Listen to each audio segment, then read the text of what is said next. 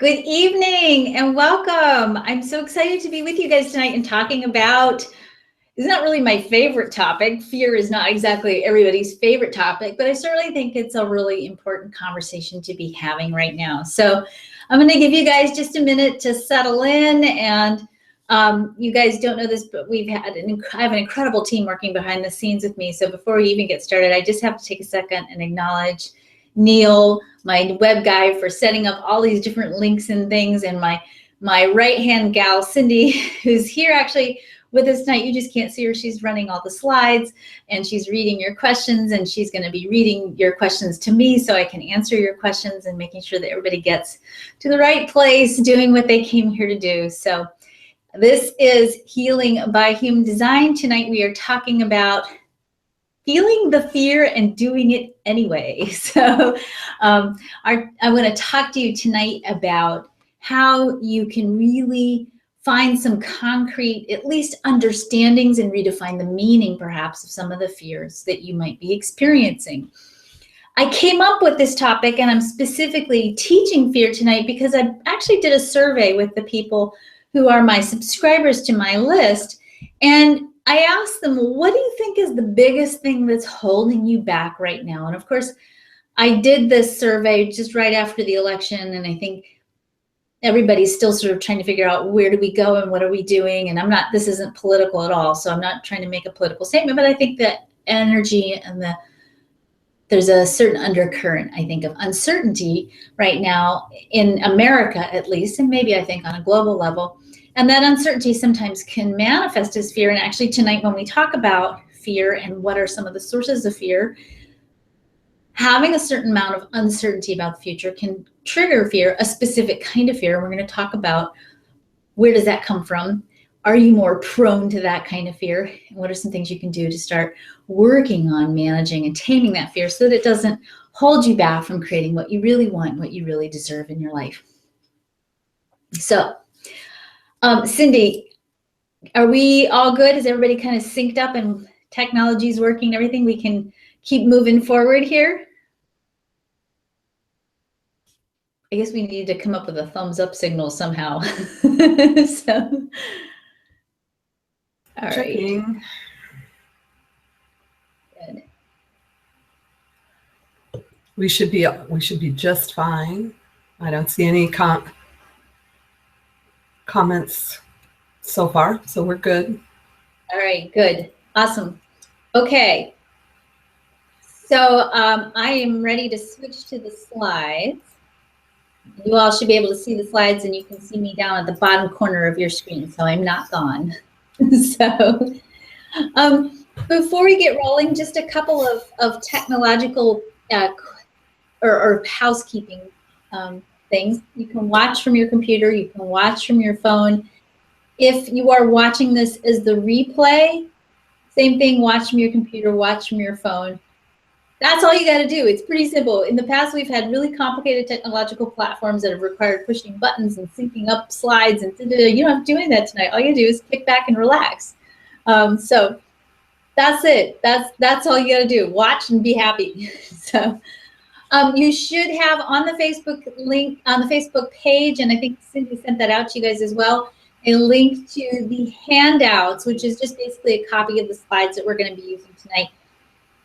I do encourage you to take notes, not because I want to be like a school teacher and enforce you to do things, but I know that you integrate and learn more effectively if you've got something to write with. It helps actually synchronize your brain and your body in mastering material. The other thing that you will get a lot from, or you'll get more out of the presentation tonight, is if you have your human design chart with you. If you don't have a human design chart, or you've never had a human design chart done before, don't worry, I'm going to show you how you can get one. So you will have an opportunity to get a free chart so that you can follow along, or if you're watching this in replay, you can get your chart and then watch the replay. But having that chart handy and knowing your chart, you'll get stuff out of the webinar no matter what. But if you have your chart handy, you'll get even more out of it, because then you can look at your chart and see what is specifically going on in your chart and how does that relate to the topic that we're going to talk about tonight. For those of you who may not know who I am, I'm not going to make this super long because I want to make sure that I cover all the content that we have tonight. But my name is Karen Curry Parker. I am the best-selling author of Understanding Human Design, the New Astrology and the Science of Discovering Who You Truly Are. I'm also the best-selling author of a brand new book called Abundance by Design. Both of those books are available on Amazon. So if you want to learn more about human design, you can go there. I have been teaching human design and abundance programs, and I've been a high-performance life coach. Well, I've been teaching human design for 17 years. I've done over 7,000 readings. In my business alone, we run over 35,000 charts. But I've also been a life coach since I was 25 years old. So I was actually literally a life coach before life coaching had a title. And I studied with Thomas Letter, the founder of the life coaching profession back in the day. And so one of my passions is not only helping you discover the truth of who you are and stepping more fully into your magnificence. My other passion is helping you really live and maximize your full potential so that you can really do what you came here to do and be who you came here to be. So when the years that I've worked as a coach, fear is definitely one of the biggest challenges and one of the biggest places where people hold themselves back. You know, fear very naturally causes us to go inward and to resist and to hide or to run. Sometimes we hold on to fear in our bodies. When we are afraid, we procrastinate. When we are afraid, we resist. And it's a big, big thing that oftentimes keeps us from really fulfilling our full potential. You can go on to the next slide, Cindy. See if the slides are moving. Dun, dun, dun. So the question that I'm asking you guys tonight, and this is just something for you to play with in your consciousness, is what if there was a way for you to get to the root of fear and to fully activate your courage? That's my goal. That I'm going to show you some ways to get to the root of your fear and fully activate your courage tonight. But before I can really talk about that, I have to give you at least a brief introduction to the human design system and what human design is all about. So if you go on to the next slide, Cindy, we're going to talk a little bit tonight about human design. Human design is a cutting-edge personality assessment tool. It's practical, it's simple, it's reliable, and really, most importantly, it is life-changing. People are sending me messages about Facebook. Cindy, I think we're still good.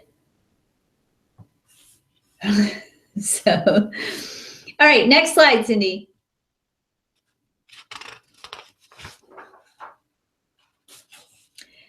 Human design is a really, it's not a brand new system anymore. It's been around since 1987, but it is innovative and I think very different. Still, I think a lot of people have not heard about human design yet.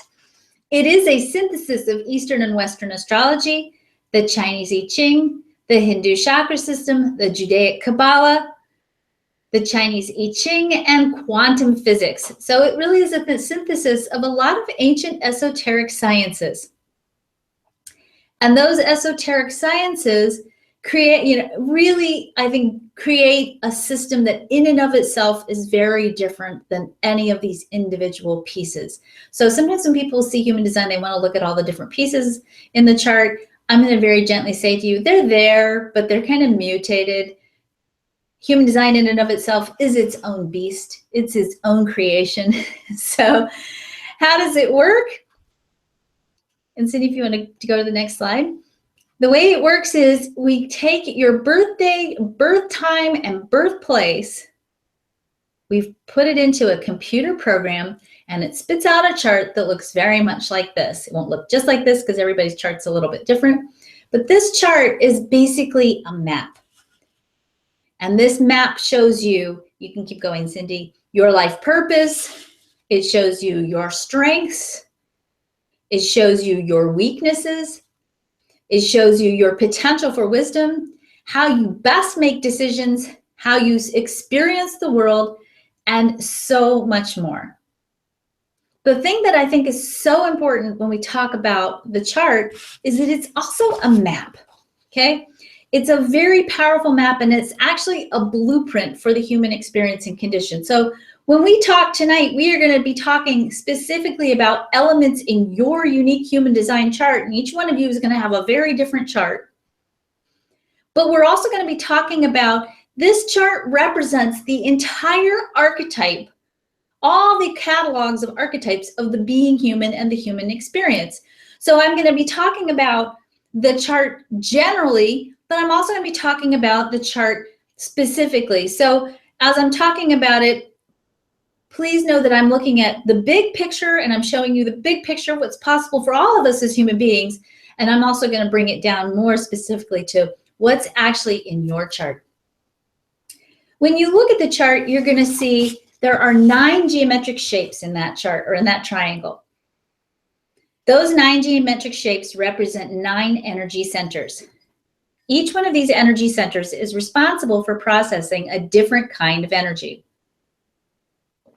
The energy centers loosely correlate to the 7 chakras from the Hindu chakra system.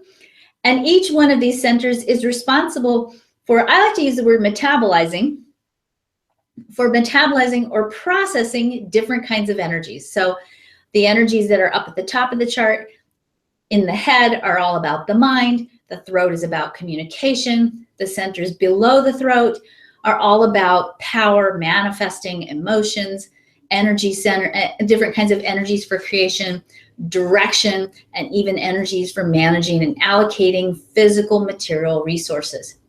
For all intents and purposes, tonight we're really going to focus strictly on 2 centers.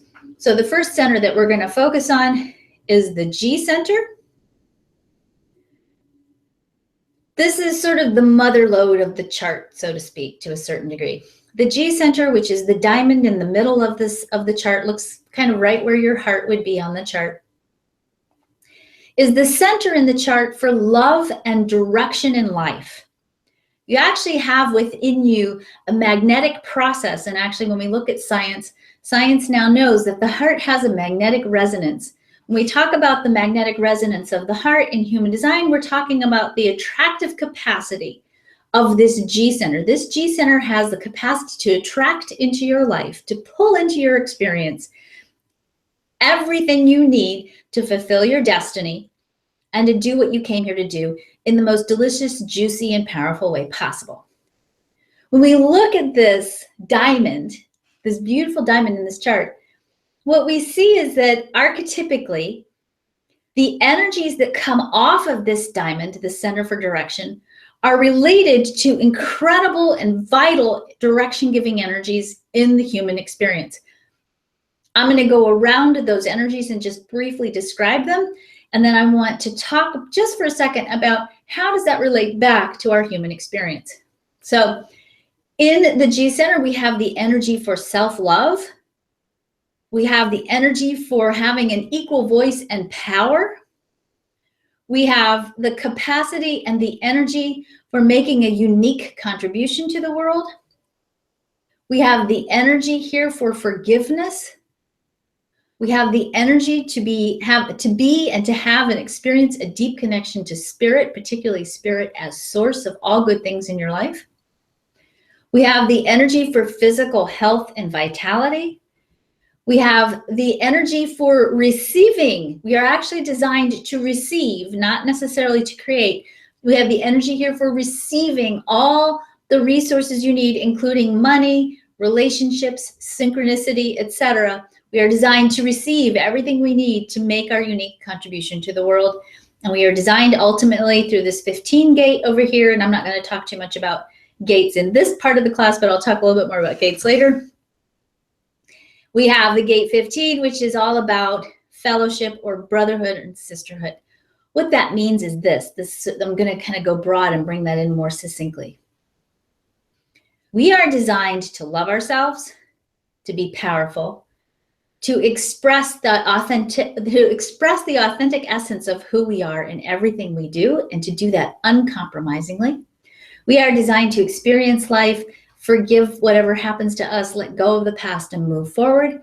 We are designed to take our direction in life from our connection to source and spirit. We are designed to be physically healthy and vital. We are designed to be fully supported in creating whatever it is we want to create in life. And we are designed to do whatever we do in fellowship, meaning whatever we end up doing is not supposed to hurt others, but is in fact supposed to be a contribution to the greater good of the whole.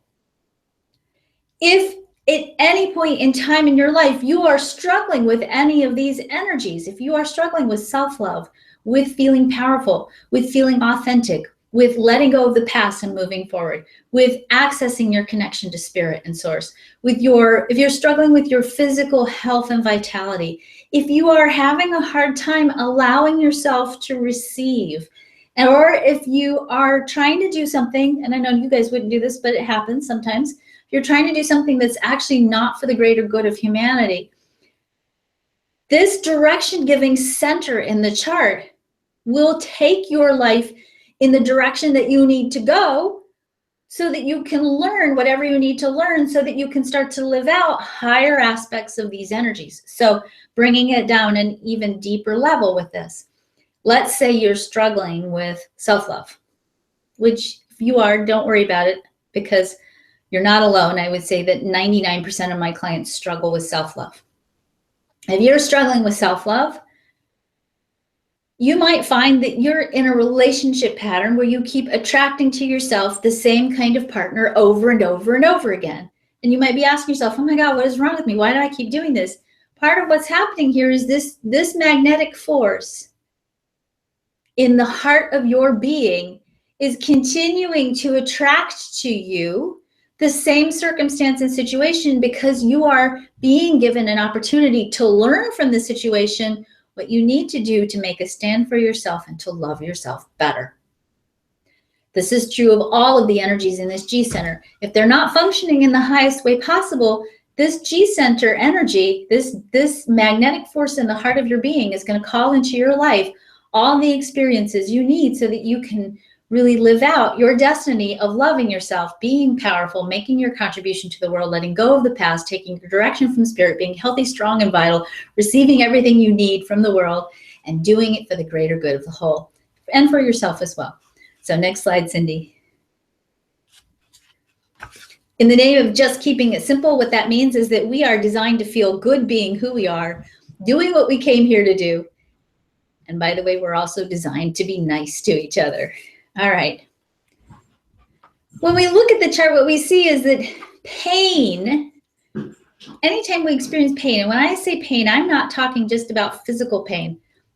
When you have physical pain, when you have emotional pain, when you have spiritual pain, when you have frustration, bitterness, anger, disappointment, when you have pain in your life, that pain is a barometer that's telling you how close or how far away are you from expressing your true self.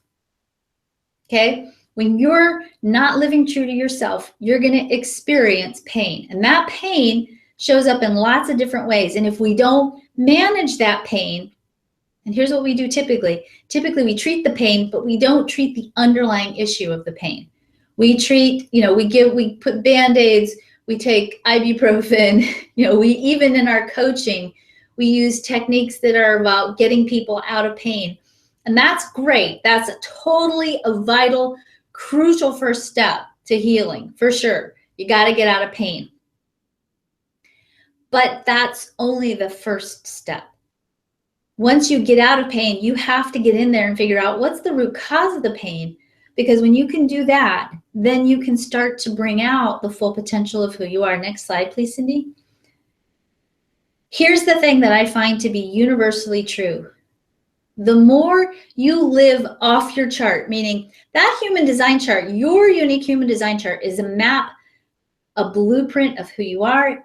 It shows you exactly what you need to do to live out your life purpose and your destiny. And when you get your free human design chart, you will get a little report that comes with it that should show you a little bit about how to get started reading the chart. If you have not gotten your chart yet, I'll show you how to get it in just a minute. So you're not going to just get that chart and be left in the dark with it. You'll actually get a little report that comes with it that helps you read it. the more you are living off the chart, or if you want to just use simple vocabulary, the more you are living in a lifestyle that is not a reflection of your true self, your authentic self, the greater pain and suffering you will be experiencing, and the greater chance you'll have for physical illness.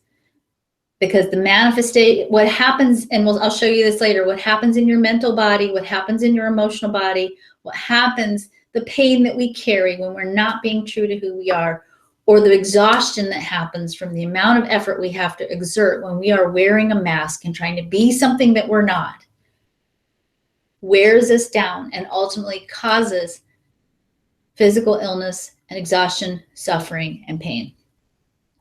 All right, that's it for the doom and gloom, I think, for the rest of this presentation. So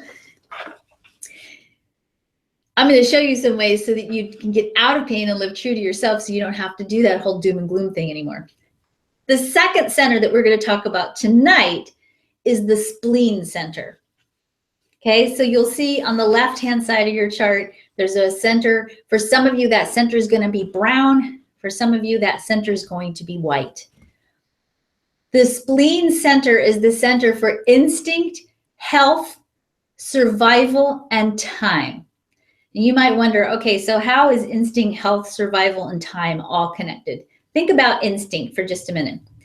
First of all, when you think about instinct, in order for you to be able, your instinct basically is going to tell you when you're about to do something that could potentially threaten your health, right? When you go to get on an airplane and you get to the airport and you get that feeling like, oh, I shouldn't get on this plane, and you don't get on the plane, that's your instinct. And you not being on that plane maybe is what you needed to do to protect your health. When you're out foraging in the forest, hopefully this is true. I say hopefully this is true because a couple of my adult children are big time into foraging, and they forage for mushrooms all the time, which totally freaks me out as a mom, but I'm working with that. But if you go out into the forest and you're foraging for mushrooms and you see like, oh, weird green mushrooms with purple polka dots, and your instinct goes, ooh, don't eat that mushroom. That instinctive response is protecting your health, and it's helping you survive, right? But here's the other thing, and here's how timing rolls into it. Let's say you're out foraging for mushrooms and you hear the heavy breathing of a large bear behind you in the forest, right? Your response to that bear is going to be very much dependent on timing, right? You have to be in the moment to respond to that threat of that bear. If you're sitting there in the forest going, wow, there's a bear behind me. Let me think, let me Google, let me get my phone and let me think about, oh yeah, and then, okay, so Google says this, and then I need to weigh my options. Should I meditate the bear away? Should I do some virtual EFT on the bear? Should I run? You don't have time when you're in your instinct, when you're having an instinctive response to something. It's very time specific. You're not going to wake up tomorrow morning and think about, well, maybe I'll deal with the bear now. You're going to deal with it, and you're going to deal with it now. In fact, your instinct's going to kick you into a fight or flight response. It's going to stimulate your adrenaline system, and you are going to, without even a whole lot of thought, because this is how instinct works, it's not really a thought thing, it's going to take over your being, and you're going to react to whatever the situation is that is potentially threatening your health and survival, and you're going to do it in a timely manner. All right. So let's talk about how all of this relates to fear and what you can do to begin to reframe your fear, get new understandings of fear, and start managing your fear from a totally different place. So next slide, Cindy. Your human design chart is a map to help you discover your source of fear. But before we can really go deep into understanding all this, I want to lay out for you guys some really, really simple, basic human design concepts so that you can understand a little bit more how your energy system works and how you experience some of the fear energies that we're going to be talking about for the rest of the evening. So if you look at your human design chart, if you have your chart, you can look at it, and in just a minute, I'll tell you how you can get your chart. If you have your human design chart, you're going to see that on that chart, some of those 9 centers, those 9 geometric shapes, and for all intents and purposes, we're not going to tackle the lines and the channels and stuff just yet. But for all intents and purposes, though, you've got 9 geometric shapes. Some of those are going to be colored in, and some of those are going to be white. And actually, you can show the next slide, Cindy, if you want. So you'll see in this particular chart, there's a white triangle pointing up. There's 2 white triangles on the left and the right, and then another smaller right triangle sort of just to the bottom of the yellow diamond. There's a white square at the bottom. And you'll also see that there are things colored in on this chart. There's a green triangle, brown square, yellow diamond, red square. Okay, so some of the things are colored in, some of those are white. And everybody's going to have centers colored in unless, one exception here, if you are a human design type, and you'll see at the bottom of your chart, it'll tell you your human design type. There are 5 human design types. They're manifestors, generators, manifesting generators, projectors, and reflectors. We are not going to talk about type that much tonight. You will learn about type in the free report that I'm going to send you. But if you are a reflector type, and you're very rare if you are, you won't have any of these shapes colored in. But most of us are going to have some colored in and some white. The vocabulary that we use around this goes like this. So I'm going to give you some new vocabulary words, so roll with me here for a minute. Anything that's colored in, any of the shapes that are colored in, we call those defined. Any of the shapes that are open, or any of the centers that are open, sorry, any of the centers that are white, that was a trick, right? Any of the centers that are white, we call open. So the colored in centers are defined. The white centers are open, or sometimes you'll hear me say undefined. So white is open, colored is defined. Next slide. Here's where it gets interesting, because the colors on your chart tell us a lot about how you experience energy. So anything that's on your chart that's colored in, that's you. That's your authentic self. That's who you really are. This is defined energy, and it's energy that you have consistent access to. This is the energy that people feel coming off of you. This is the energy that you have all of the time. This is the truth for you. This is who you are. This is what you experience.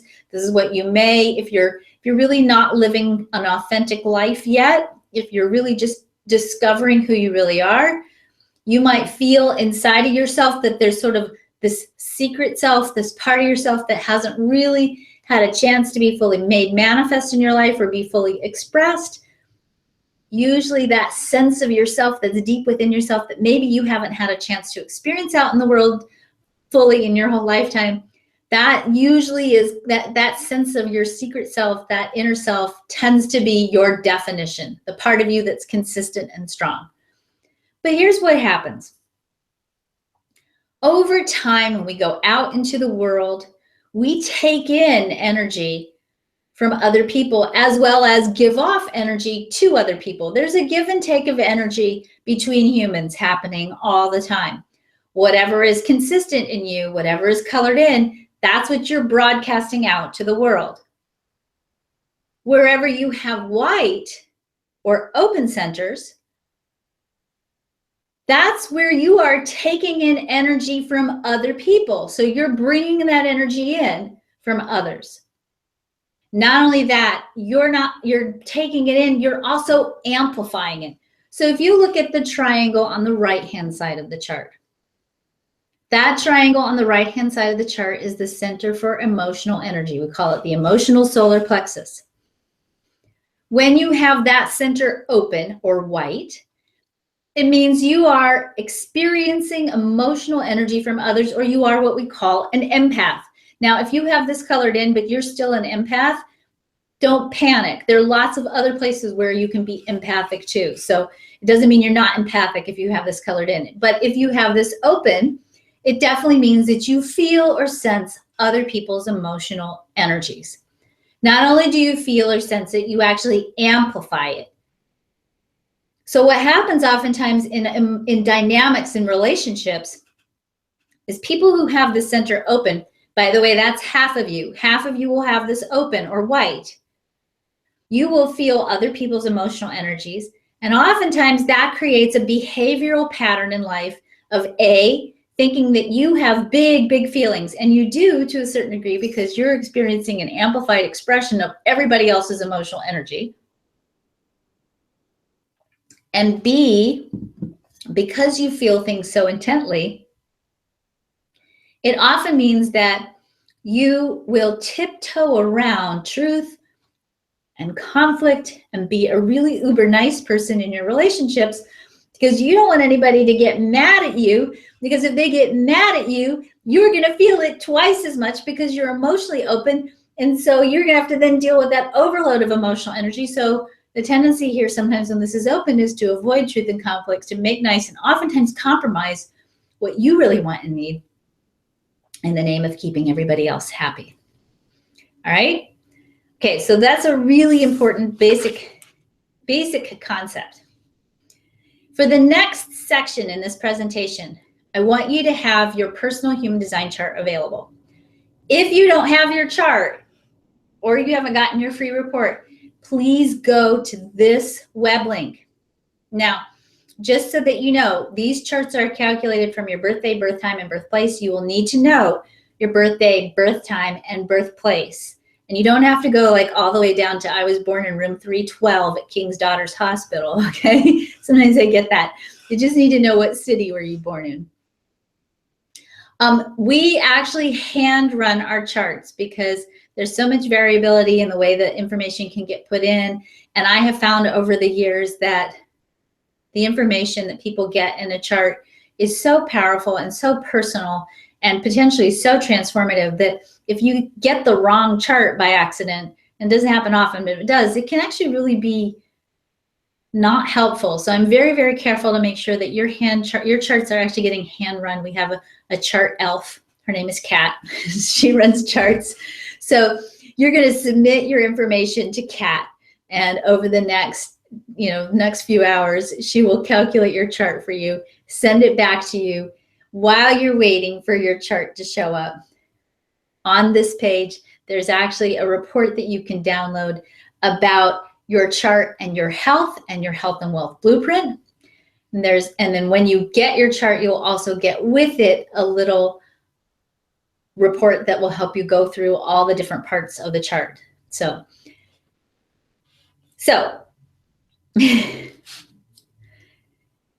remember, whatever is colored in is what you'll most likely experience consistently. So as I go through the next section in this program, I'm actually going to walk you through what's colored in the chart, in your chart. If you have one of these elements, I'm going to actually go through specific things and I'm going to relate them specifically to the energy of fear. So I want you to look at your charts as I go through this and really look at, oh, I have this colored in. When this is colored in, it means that I'm most likely consistently experiencing this specific kind of fear, okay? So anything that's colored in your chart, if I talk about something and you go, oh, I've got that. If I do that and you have it, it's like playing human design bingo, right? If you have it, you can go, oh, I am most likely experiencing consistently this particular fear. But here's the thing. I'm talking about the chart. We all have every element of the chart. It's just that if it's colored in, you have it consistently. If it's white, you'll experience a lot of variability in it from the people around you, but you still have that energy. In addition, later on, I'm going to talk about a concept called conditioning, meaning there are factors in our lives that especially consistent exposure to certain kinds of energies that imprint us, and we oftentimes really feel like we have energies sometimes that we don't because we've been imprinted by those energies from our families and from the people around us. Okay, so as I'm talking about this, don't go, well, I don't have this, but I still feel this fear. That's okay. That's okay. I want you, as I'm talking about these different potential fears in the chart, I want you to really check in with yourself and go, okay, is this an issue for me or not?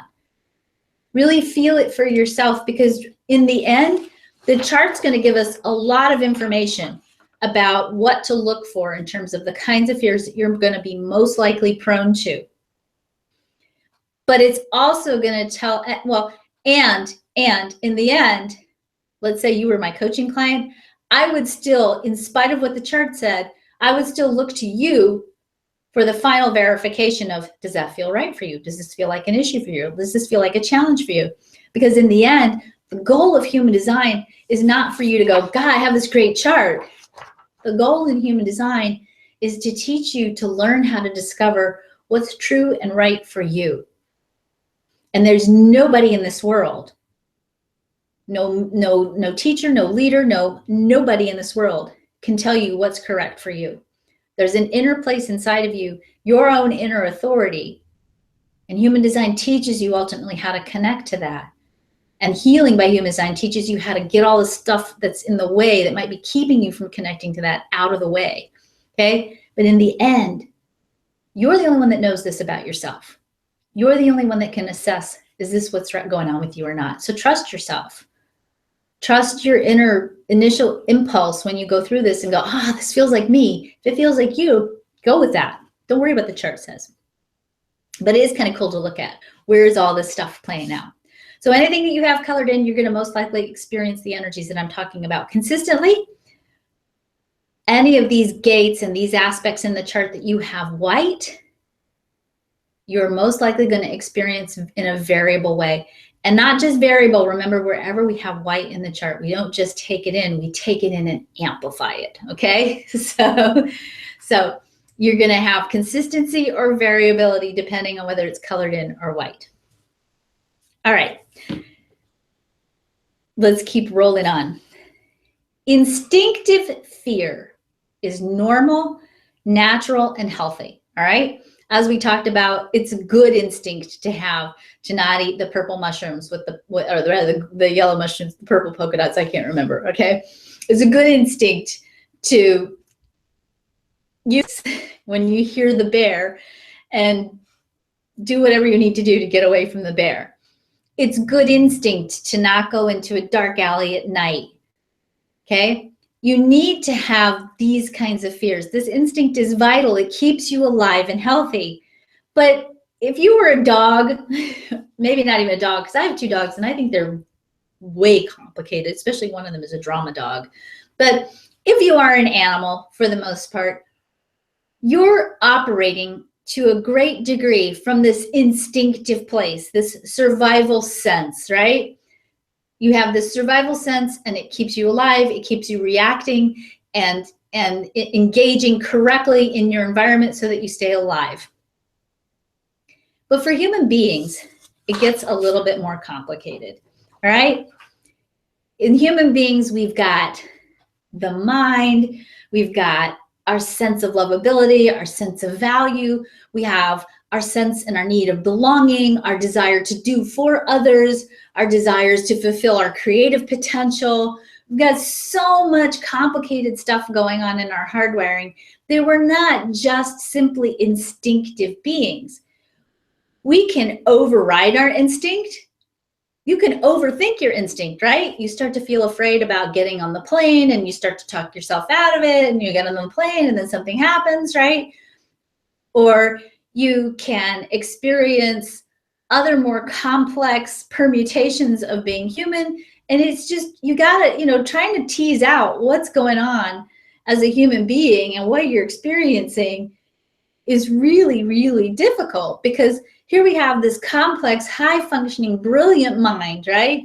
This enormous capacity to manipulate, create, belong, empower, lead, all this stuff that we do as human beings. And then in the middle of that, we have this little kind of, I'm not going to say primitive, but vital instinctive center that reacts in this survival-based thing. And what happens for us a lot of times as human beings is that whole hardwiring gets really mixed up and entangled. And instead of being afraid of things like the bear or eating the wrong mushroom, we get deathly afraid, literally deathly afraid. Our body acts as if we are being threatened with death to do things like present a proposal to a new client, my God, if I do this and I fail, I'm going to die, right? Not true, but it feels like that inside of us because the instinct center gets twisted up with our hardwiring as humans. We get afraid of things like, well, I can't move into the future and do this. I don't know what to expect. I don't know what's going to happen. I could die. And it usually has nothing to do with dying and everything to do with, hey, you just need to go get in the car and open up a new bank account, right? But our minds make this instinctive process very, very complex and very, very interesting. We have to relate this instinct and the hardwiring that happens for us, and instinct and the complexity of that hardwiring and how it plays out in our human experience. We have to bring it back to the spleen. Your spleen center is the center for fear, instinct, survival, and time. If it is white, you're going to be highly sensitive, intuitive. You're going to have a tendency sometimes, if this is white, to hold on to things for longer than you should, because you're amplifying other people's fears and other people's instincts here. You can become paralyzed in fear because this is the center for being, for health and wellness and the immune system. You can actually be medically empathic. So you may even feel other people's illnesses or things that are going on with other people's bodies. And because this is open, so it doesn't have consistency and it varies a lot, you may oftentimes struggle with having a really concrete, consistent sense of time. And you might either lose sense of time and be perpetually late, or you might overcompensate for your lack of sense of timing and struggle with time like be the one that's always ready 2 and 3 hours early because you don't want to be late and you're overcompensating for your lateness. So if you have an open spleen, you're going to feel all of this energy, all of this fear, all of this instinct, all of this medical stuff, all of this fluidity of time. You're going to get all of this from other people. If you have a defined spleen, you have your own sense of timing, your own instinct. You have a very powerful immune system, but you don't always sense, it's not sensitive, it's powerful. So you don't always sense when there's shifts and fluctuations. So sometimes you don't notice you're sick until you're really, really sick. You don't have the tendency to hold on to things. You're intuitive, but in a very different way. You're instinctive. So as we go through these next slides after this, I have a little cartoon here for you. This is the dinosaurs with the open spleens, right? They have a fluid sense of timing. So as I go through the next section of the chart, I'm going to talk about, or the next section of the program, I'm going to talk about the 9 root causes of fear, where you can find them in the chart, and how those might be showing up for you in your life. So the first thing that we're going to talk about when we talk about the 9 root causes of fear is we're going to talk about the 7 fear gates of the spleen. Remember, the spleen has instinct. The instinct of the spleen is to go deep and have the knowledge necessary and the intuitive connection and the awareness of what needs to happen in the moment being the operative word, to keep you safe, healthy, surviving, and alive, okay? But as I said, the hardwiring here for humans is a little bit more complicated than it is for animals. So what that means is that the energies here can have also very human fears associated with them. And again, these are human fears that get entangled with our instinct and ultimately keep us paralyzed in fear. Here's what happens with this spleen, with this splenic energy and these 7 gates of fear in the spleen. Because the spleen is the center for time, and this is true, by the way, if you have the center white or if you have the center colored in, and when it's colored in, it's always going to be brown. Because fear and instinctive fear triggers in us the fight or flight response. And when you can't fly away from certain situations, like you can't necessarily fly away from your job, or you can't necessarily fly away from your own desire to create something different in your life, because every morning you got to get up and go look at yourself in the mirror, right?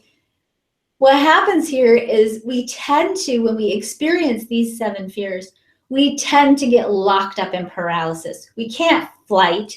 We can't fight. We can't go into that whole adrenaline charged thing because there's nothing really to run from except our own self, and you can't escape yourself. You're kind of stuck with yourself. So what happens is we tend to shut down, and we can become paralyzed here, literally, in these fears. But here's the thing. If you have any of these 7 fears of the spleen, if you've got any of this stuff going on, this is the only place in the human design chart where I am going to tell you it's okay to feel the fear and do it anyway. And here's why. Because the spleen is all about time, and most specifically, it's about in the moment time. It's about now. You can get paralyzed in these fears. You can resist dealing with them literally for years. Okay? Literally for years. The minute, and I mean literally, the minute you push through them, because this is a time-related center, the minute you push through them is the minute they dissipate. You don't stay in your fear of the bear forever unless you have post-traumatic stress syndrome, and that's something completely different. And then you need to work on releasing that fear from an emotional and mental cognitive level. That's something that's trapped in your energy field and in your cognition, your physiology, and that's a whole different beast. That's no longer a fear, that's trauma.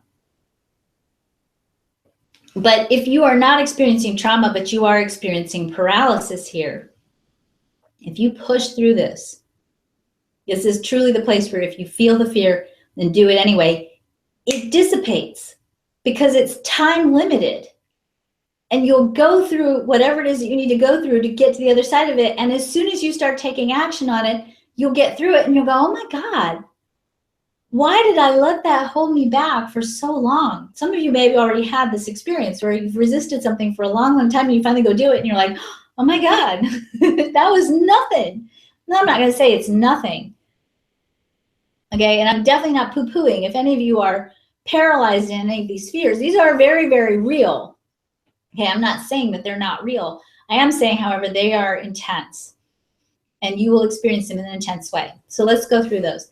So the gate 48, coming off the top left-hand side of the spleen, is the gate of depth, D-E-P-T-H. It's the gate of depth. It's depth of knowledge, depth of understanding, depth of mastery. In its low expression, this energy in the chart, especially when it's colored in, has the tendency to express itself as a fear of inadequacy. If you have this fear, you might have a tendency to be a workshop addict. I just need one more training, one more certificate. I need to take a mentorship program. I need to have somebody work with me. I need to do 500 free sessions first before I feel like I have enough experience to be able to be competent to do what I came here to do. You will overcompensate with your knowledge and still be terrified to go out and do something new because you'll be afraid that you don't know what you need to know or have the experience that you need to have. And the bottom line is you're only going to get the knowledge and the experience by going out and doing it. So here's one of those places where, as I said, you can just do it anyway. The second gate that we're going to look at is the gate 57. The gate 57 in human design is the most intuitive of all the gates. This is actually the psychic gate in the chart. Okay, so if you have this colored in, you have a fixed and consistent way of being intuitive. By the way, we all have this gate. Let me remind you that if you have this open or white in your chart, you still are also intuitive, okay? If you have this colored in, though, you will be most likely to experience a fear of the future or fear of the unknown. I don't know what to expect. I don't know what's going to happen. What if I'm not prepared? What if I don't have what I need? And you get stuck, unable to move forward because you are afraid of the future. The next gate, the gate 44 is all about understanding and recognizing patterns of the past. I actually find that a lot of people who are healers have this gate because one of the things that they're really good at is helping people shift and break free from the patterns of the past. This is also, by the way, the gate of smell. And you might find if you have this gate that you have a very strong sense of instinctive or intuitive smell. We say, in English, we say, you can smell a rat. You know, this is that instinctive place of sensing or smelling when something's out of alignment somehow. The 44 has a deep sense of fear of the past. I'm afraid to move forward in my life because what if the patterns of the past repeat themselves again? Okay? So the challenge for the 44 is breaking through that fear that the past will repeat itself again, feeling the fear and doing it anyway. The gate 50. The gate 50 is a loving, nurturing energy. Oftentimes people who have this energy really love to do things like cook, take care of other people. It's also a place where we hold values. Legal systems and rules and laws are set up in this gate with this energy. But it's mostly a really responsible, obligated, caring, nurturing energy. When you have this gate colored in, you have a tendency to have a fear of failing your responsibility or a fear that you will let everybody in your life who you love down. The gate 32 is part of the business circuitry. This is the energy of waiting for the right time to manifest an idea into form. People with the 32 colored in often are more likely to experience a fear of failing, which by the way shows up in a couple of different places in the chart. So if you don't have this colored in, that doesn't mean you don't have that fear. Again, feel this fear and do it anyway, if the timing is correct. The gate 28, if you've ever studied other human design teachers, you will find that sometimes people call this gate the gate of struggle. I'm not a big fan of that name. I like to call it the gate of adventure, okay? The challenge for the gate of 28 is to discover through your own adventures and experiences what's truly meaningful in life and ultimately what's really worth fighting for in life. If you have the 28, oftentimes consciously or unconsciously, you have a tendency to take the most adventurous route through whatever it is that you do. I always joke, my husband has this, and he's an architect, so I think that already makes him a little bit different than most people, because architects are interesting people. But we can't drive through the city without him going through the alleyways. He loves to drive through alleys, right? This is his gate 28. Let's have an adventure. Let's go through the alley, all right? The gate 28 has a fear that life has no meaning, that all your efforts, all your struggles, all your adventures will not have been meaningful, and it will have just been a waste of time and energy. The gate 18. The gate 18 is a very, very powerful and important energy. This is a place where we have perfectionism in the chart. People with the gate 18 have a fear that they'll never get it right. So sometimes that fear of never getting it right holds them back from ever trying at all. So if you have the gate 18 colored in, you're going to be more likely to experience this. Again, this is the place where you feel the fear and do it anyway. Any of these splenic fears can ultimately impact the immune system. If you get paralyzed and stuck long enough, because it actually triggers that fight or flight and a low-grade stress response or an adrenaline response that goes on consistently over time. The adrenaline system is designed to have a burst of energy and then recover and heal. It operates in pulses. If you are full on with adrenaline all the time, it actually ultimately takes down the entire endocrine system and ultimately impacts your immune system. So it's really crucial, not just for the sake of creating excitement and joy and potential and manifesting it in your life and liberating yourself from paralysis. It's actually really crucial for your health to break free from these energies, because it'll actually augment your health, your immune system, and keep you healthier and stronger. All right, let's talk about other sources of fear in the chart. When we look at this chart is a compilation of 5 energy types. There are, if you look at your chart, there's a little fraction on your chart. There are 12 of those little fractions. Those are called profiles. There are 64 gates in that chart. Each one of those 64 gates has the potential to show up in 6 different lines. You don't need to know all this. I'm just showing you that there's some complex math happening here. There's 9 geometric shapes. There are a lot of really powerful, important combinations of energies in a human design chart. I like to think of the human design chart as being a catalog of all of the human archetypes. If I look at all of the all of the archetypes in the chart, and distill them down in the context of fear and in the context of energies that sometimes hold us back from fulfilling our potential. If I took all of those archetypes and all of those themes of those archetypes and swooshed them around in a big blender, what I come up with in the end are 9 key energies, 9 key resiliency qualities that are a synthesis of all of the archetypes in the charts. These 9 resiliency keys represent basic human needs. Okay, so those 9 resiliency keys are, and Cindy, you can go ahead 2 more slides. Lovability, empowerment, courage, decisiveness, emotional wisdom,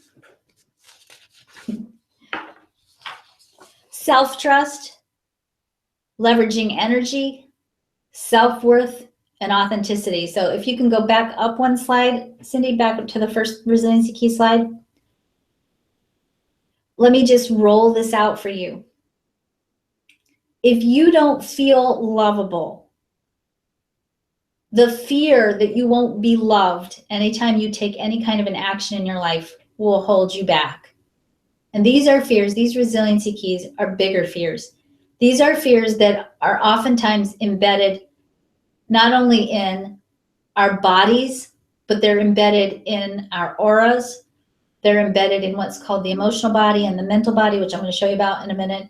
They are manifestations of possibilities out of the quantum field. And until we redefine our perception of these energies and give these energies new kinds of meanings, new definitions, until we oftentimes work on more subtle energy levels, it's difficult to just feel these fears and push through them. If you're afraid that you're not lovable, you can't just wake up one morning and go, okay, forget it, I'm just going to do this anyway. Because it's probably embedded within you in a much more complex and deeper way than just a splenic fear. If you are feeling like you're afraid of being powerful, or you are afraid that you are not powerful, that's a resiliency key. Again, you're going to need to tackle that on multiple levels because there's probably multiple sources and multiple embedments. That energy of lack of power, or that fear of power, is probably embedded in your aura in many, many layers. If you have the inability to tap into your courage to be authentic, to be powerful, to be lovable, to be decisive, this isn't splenic courage. This is other kinds of courage. If you're not tapped into your courage, you got to heal that on multiple levels. If you are afraid to make good and strong decisions, people are oftentimes afraid of making decisions, not just because of the splenic issues, but for a lot of issues, including sometimes they're afraid that they can't trust themselves. Sometimes they're afraid that their energy is going to go away. Sometimes they're afraid if they make a decision, it's going to impact other people deeply. There are a lot of things that happen with not being able to make good and strong decisions. If you're afraid to make a decision, you got to tackle that on multiple levels. Emotional energy is complex with humans. Our emotional energy is actually the source of our alchemical/creative powers. If you're not connected to your emotions and if you don't understand how to work with and augment and manage your emotions and understand what your emotions are telling you, it actually shuts down your creative capacity in a big, big way. If you've got a fear of your emotions or a fear of understanding or tapping in or tuning into your emotions or connecting with your emotions or being real about your emotions, you oftentimes you've got to really look at that on multiple levels. And I'm going to talk about some of those levels and what those levels are in just a minute.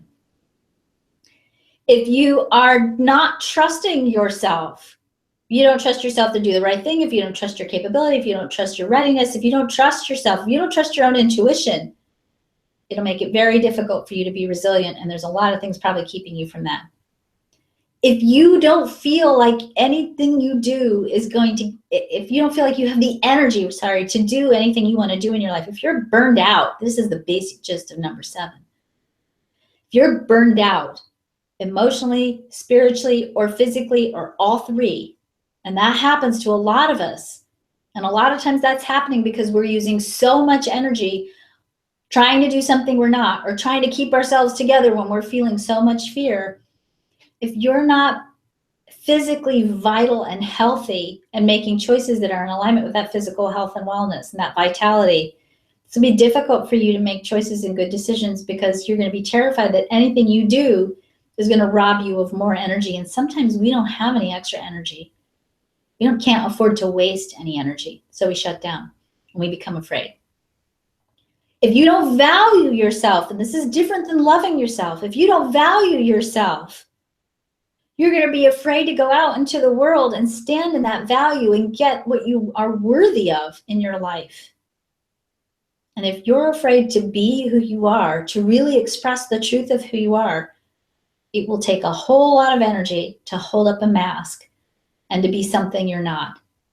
If you've got anything going on in these 9 resiliency keys, these are fears. These are sources of fear that you cannot just feel and do anyway.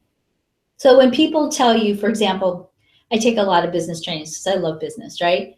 And a lot of times we'll talk about, you got to own your throne. You just got to step into your sense of self-worth, and you just got to get in there and you got to be the queen and, own your business. And, you can't just go in there and overcome with your mind, your self-worth stuff. You got to work on looking at what's going on with this. What's the source of this? How do I need to move this out of my body? Is this even mine? Is this something I picked up from somebody and I've carried it with me for multiple generations in my cells? There are a lot of sources of fear in these resiliency keys.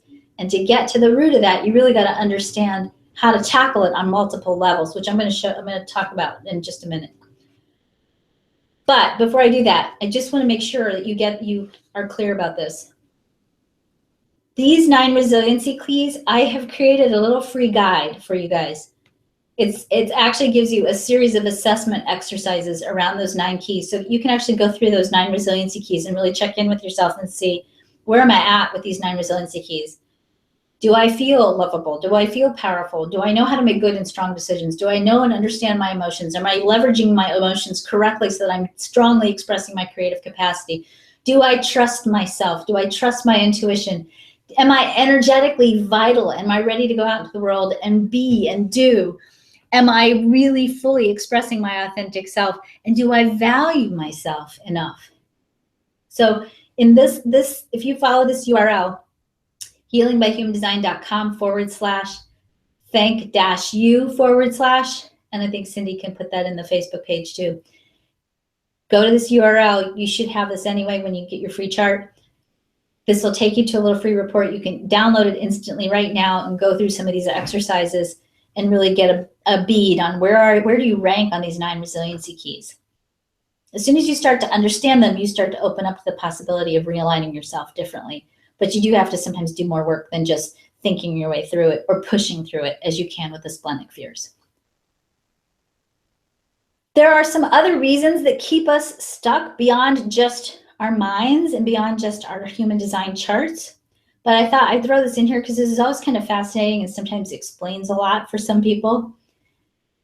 Your human design, your energy blueprint, who you are, is inherited from your grandparents. So if you could run your own human design chart, and then you could actually have access, and sometimes it's hard to do this because we didn't keep birth data in the same way, but if you can access your grandparents' birth data and run their charts, you would see that there's probably a lot of similarity between your chart and your grandparents' chart.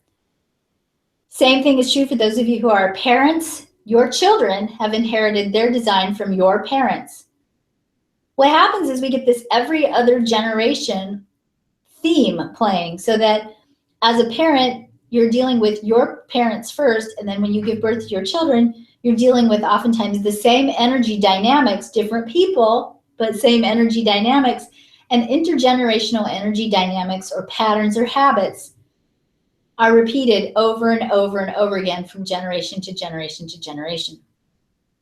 So sometimes the behavioral patterns that you have, and even the imprinting and the conditioning you have, isn't even because of you, it's because of intergenerational family patterns that you've been raised in and you've been imprinted by. And frankly, I think this is one of the most powerful and I think most beautiful reasons to do healing work of any kind. I mean, I don't even care if you use the Healing by Human Design system, but I certainly would say in using the Healing by Human Design system, I've done work with people that has completely and totally shifted their family dynamics. And what happens is you end up getting healing going in multiple directions and multiple generations simultaneously. And it's pretty touching and moving to witness, frankly.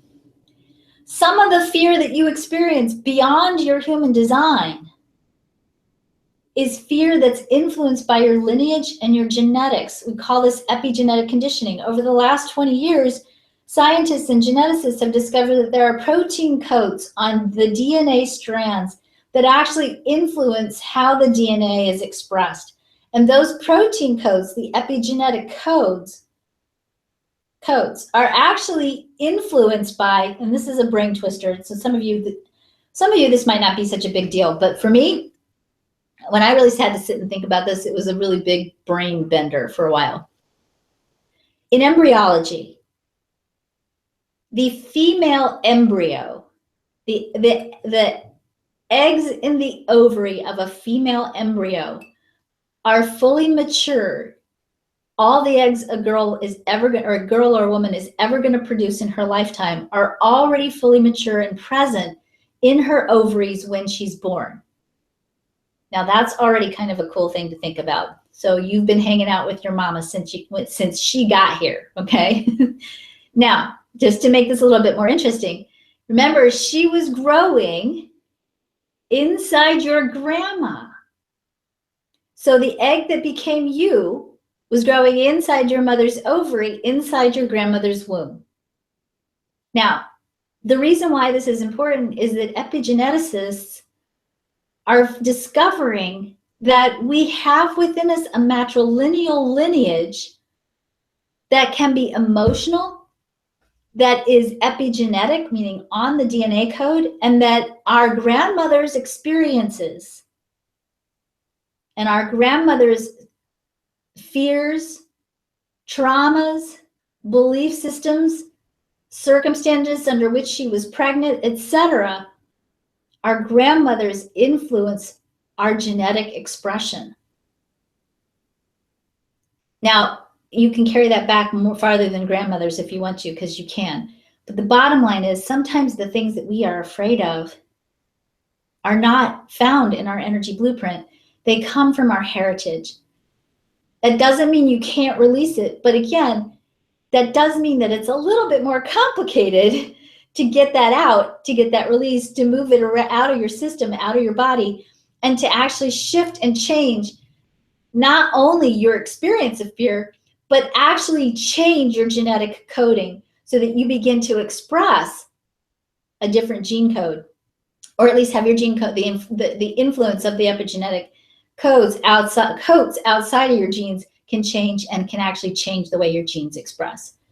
So I think that's a pretty powerful and profound thing to look at. So just briefly, let's look at healing by human design and why this system is really important in helping you heal fear and pain on multiple levels. So what is healing by human design? If you look at the human being, and if you've heard of the aura, and I'm sure most of you have, you have an energy field around you. And actually, there were many years when I used to teach this material way before we had a deeper understanding of epigenetics, and even before we had an understanding of things like morphogenetic fields, which if you look at the work of Dr. Rupert Sheldrake, basically says that oftentimes there is an energy blueprint for the manifestation of things such as a human body. For example, embryologists to this day still don't know how do we get from a sperm cell, an egg cell, a blastocele to an individual that has all kinds of differentiated cells like brain cells, heart cells, lungs, etc.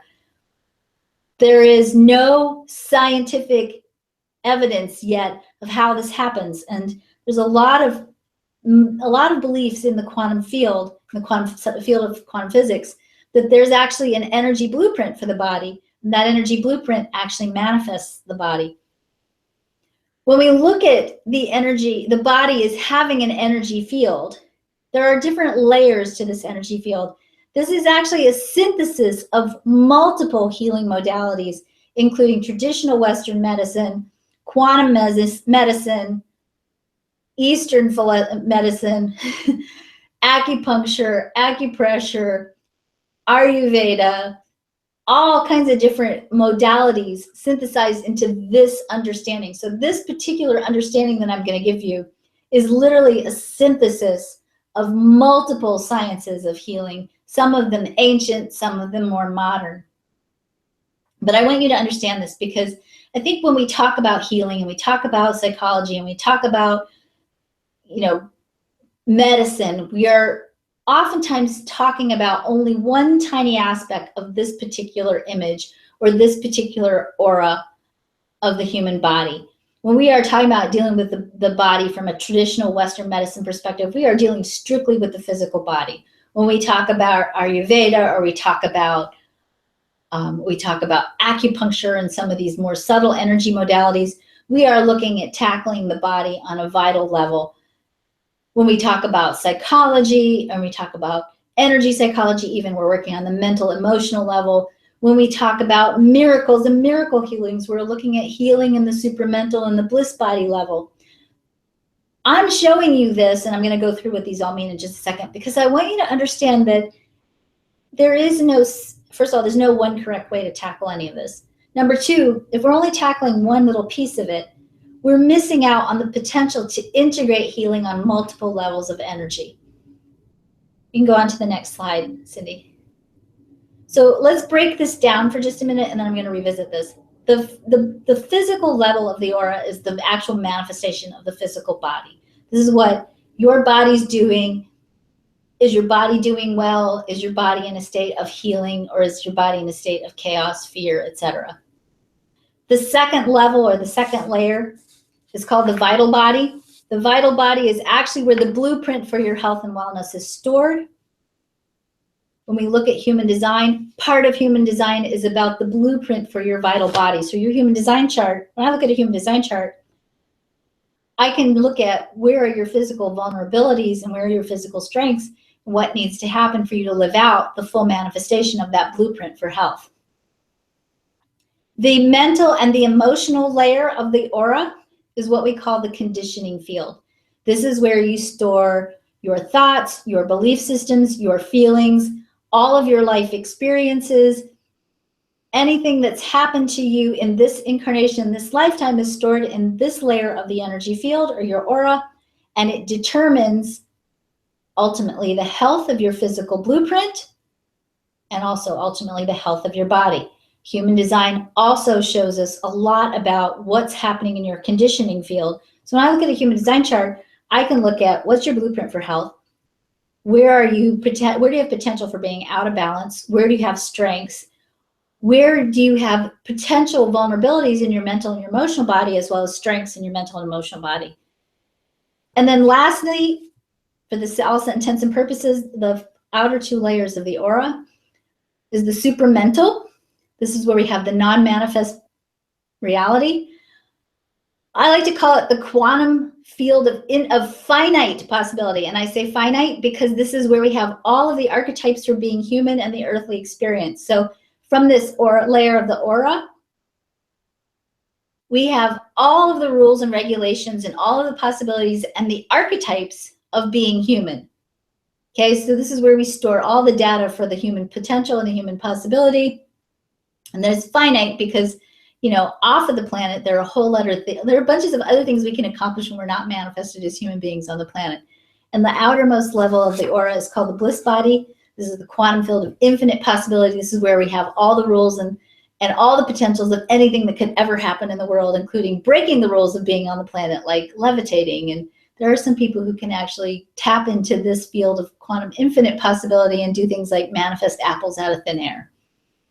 Okay, let's talk for just a minute why you can't just blast through fear if you've got anything going on in these 9 resiliency keys. If you've got anything going on in your 9 resiliency keys, your fear is probably embedded in multiple layers of your energy body, as well as potentially in your physical body.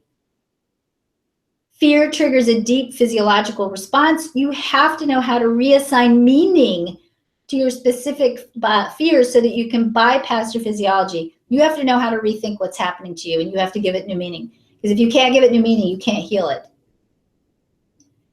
Human design shows us that actually 1/8 of the people on this planet actually have willpower. The rest of us don't. So we can't draw on willpower we don't have to blast through our fears and where we might be carrying our fears. Next slide, Cindy.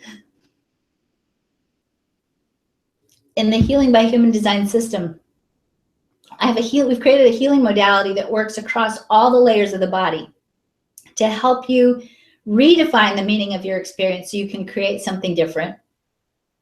This system is a synthesis of human design, energy psychology, subtle energy therapies. We use actually custom blended flower essences and essential oils, as well as a unique system and a specific system based on your chart that gives you a way to access the quantum field to help you heal the root of pain and create a different reality and a different experience. And just for fun, here's what one of my students said recently about one of our Healing by Human Design classes. I just want to throw this out here because I want you to understand that for years and years, we've been tackling fear. We've been tackling the release of trauma. We've been tackling pain. And we've only been dealing with one layer of it. Or we've only been dealing with the symptom of it and not the root of it.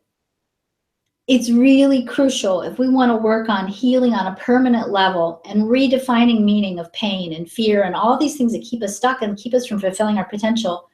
We have to tackle it on multiple levels. And having human design as a key component of this really helps you transcend and break free.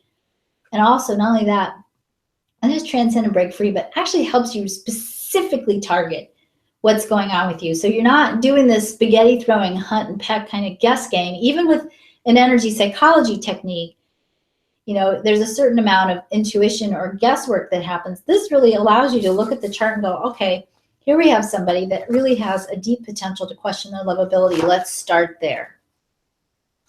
So let's talk about what's next for you. I have a brand new program that I've created. It's called Courage by Design. This is a Human Design Specialty Series program. Cindy, you might want to scroll up for a minute. This is a one-time program that is designed to help you unlock the real meaning of your fears so that you can feel it and literally do it anyway, okay? So if you go on to the next slide, Cindy. In this program, you're going to learn how to understand your unique energy blueprint, your human design, and you're going to look at why you might be predisposed to experience specific kinds of fears. You're going to discover the real sources of your fear, and I'm going to teach you some basic techniques that help you release it. You're going to learn how to manage your fear in a healthy way so that you can release old stored fears out of your body. I'm going to show you, and you're going to learn how to give your fear a new meaning and definition so that it empowers you instead of holds you back. I'm going to show you simple techniques and strategies so you can bust through fear and create what you really want.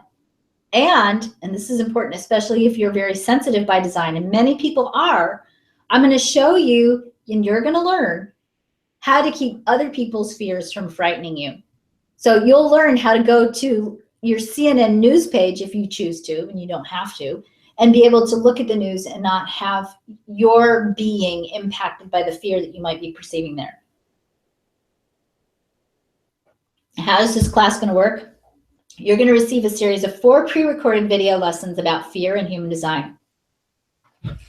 We're going to talk about the epigenetic origin in fear and how fear might be impacting your unique chart and how to release it.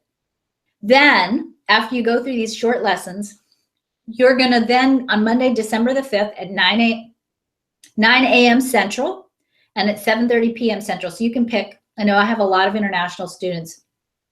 So the 9 a.m. section usually works really well for my international students, and 7:30 works really well for my American students.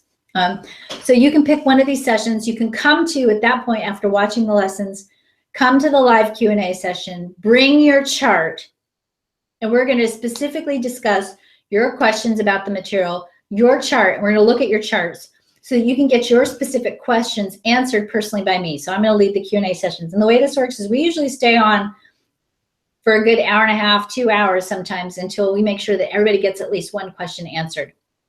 You're also going to be invited to join our exclusive Facebook group so you can share your charts, any insights, questions, and also build community, which is really kind of powerful with other students in the program. and it's pretty fun. So, all right, next slide. The cost for this program. Here's the thing.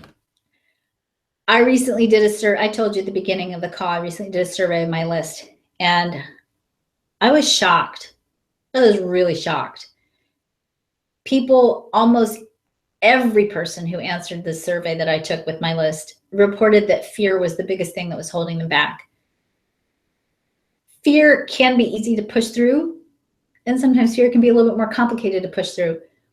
But I think that the greatest thing that we can do, the greatest gift we can give to the planet right now, is to try to find that place within us where we act with courage and not with fear.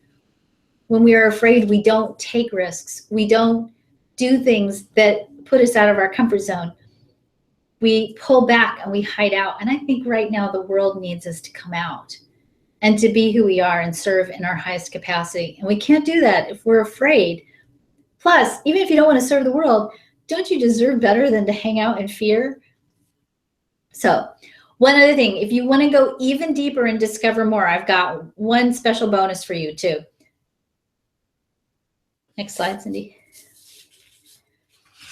The Healing by Human Design system has a foundation program. This is the basic foundation program that you have to take for any Healing by Human Design program.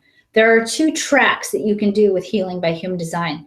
You can take your own personal courses. We have programs called the Master Alignment programs where we apply the Healing by Human Design system in a group setting where you can work with a small group of people and really use the system to help release fear, pain, other things that might come up in your conditioning field.